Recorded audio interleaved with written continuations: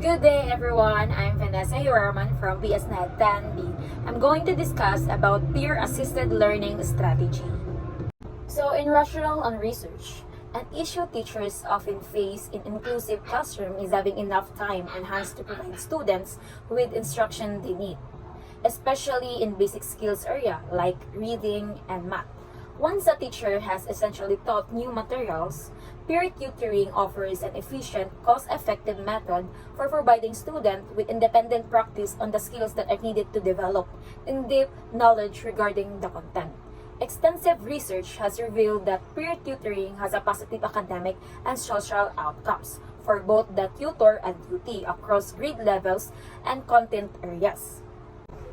So the next one is what is peer-assisted learning strategies. So peer-assisted learning strategies, or PALS, is a form of peer tutoring that researchers have been demonstrated to be effective, and many teachers have found that it fits well in their classroom routines. So according to D. Funch and Borish 2000, PALS uses structured activities that require peer to engage in frequent interaction, provide that each other with immediate corrective feedback, and take turns as tutor or tutee. So another one is teachers have used PALS with students from kindergarten through grade 12 in the areas of reading and math. This approach is tutoring is based on another method that has been demonstrated effective class-wide peer tutoring. So in peer-assisted learning strategy is having step-by-step. The use of PALS in reading is one of example of PALS approach. Teachers use this particular strategy with students in grade 2 to grade 6, and it addresses activities to increase student fluency and comprehension. This program is implemented using the following steps. So in step 1, the teacher provide an orientation and train students. In the use of peer tutoring strategies, teachers are being taught how to train students in the use of peer tutoring strategies. PALS materials provide structured lessons lasting from 30 to 60 minutes that teacher can use to train their students.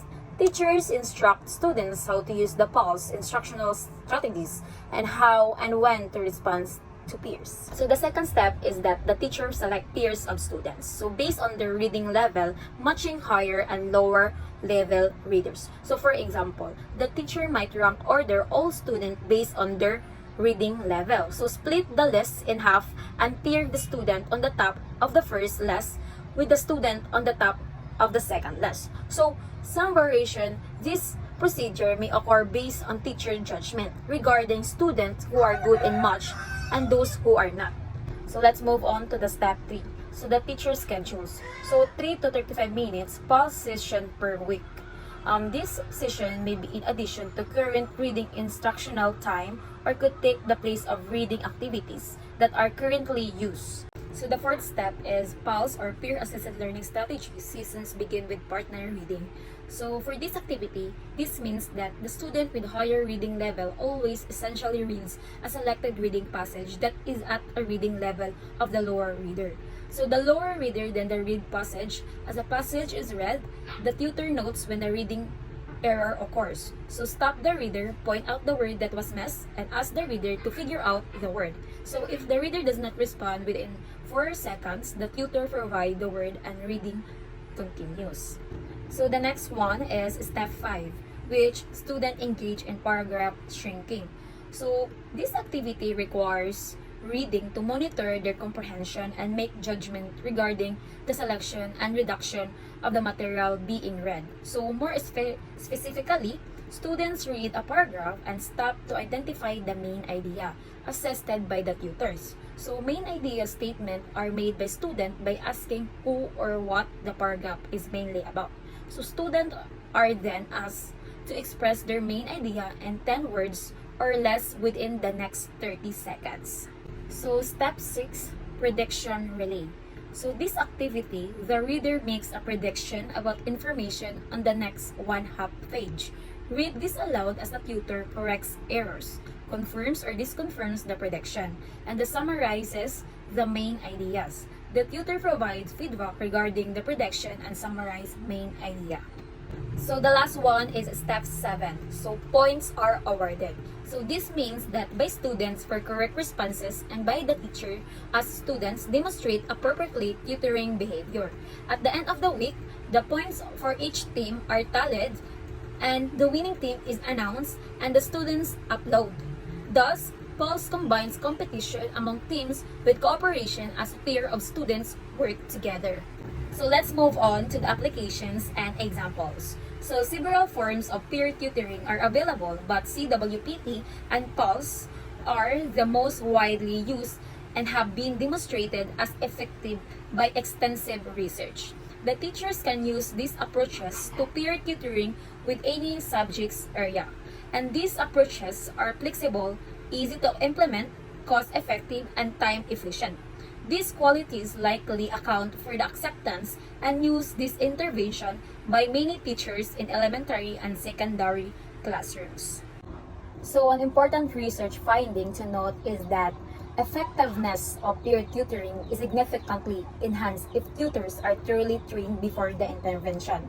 In addition, it is important that teachers monitor the behavior of tutors to ensure that tutors use appropriately procedure consistently. So moreover, research has also revealed that peer tutoring can have a positive effect on students' social skills and self-concept. So we keep in mind that according to Roberge et al. 2003, in spite of increasing emphasis on accountability measures and ensuring that all students learn to read by grade 3, evidence suggests many students do not meet their goals. So the next one is according to Elbaum et al. 2000, the most effective method for rapidly catching the students up in the basic skills is one-to-one or small group instruction.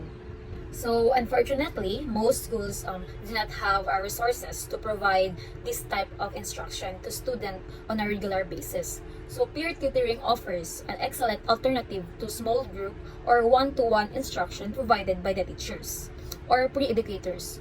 Students who are provide peer tutoring are readily available resources and with appropriately training. So they can significantly improve student outcomes. So that's it.